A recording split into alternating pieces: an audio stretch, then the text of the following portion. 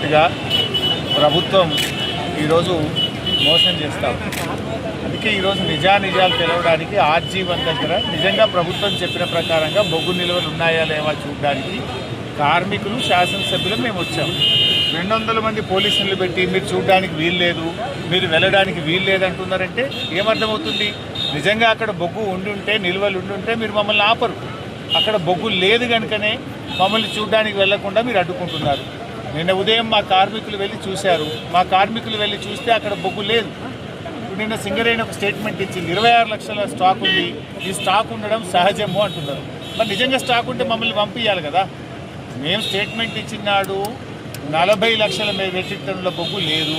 ఈ గత 2 నెలల నుంచి మేము ఎప్పుడైతే ఈ విషయాన్ని బయటకు తెచ్చినామో సింగరేణి ఉత్పత్తిలో రోజుకు 40-50 వేలు తక్కువ చూపించి ఈ స్టాక్ నుంచి మూవ్మెంట్ చేసినట్టుగా చేసిన తప్పిదనాన్ని, లేని బొగ్గును, రికార్డ్స్ను సెటరేట్ చేసుకునే ప్రయత్నం సింగరేణి చేస్తూ ఉంది. అందుకే మమ్మల్ని ఈరోజు మైన్ మీదకి వెళ్లకుండా అక్కడికి వెళ్తే నిజాలు ప్రజలకు తెలుస్తాయి కనుక, జరిగిన కుంభకోణం, జరిగిన తప్పిదాలు బయటకు వస్తాయి కనుక మైన్ మీదికి కార్మికులను, శాసనసభ్యులను వెళ్లకుండా అడ్డుకుంటున్నారు. కానీ మమ్మల్ని పోలీసులను అడ్డం పెట్టి అడ్డుకోవచ్చు, కానీ నిజాలు మీరు దాచలేరు, నిజాలు ఆపలేరు. తప్పకుండా బీఆర్ఎస్ ఈ స్కామ్ను బయట పెడుతుంది, నిరంతరం పోరాటం చేస్తుంది.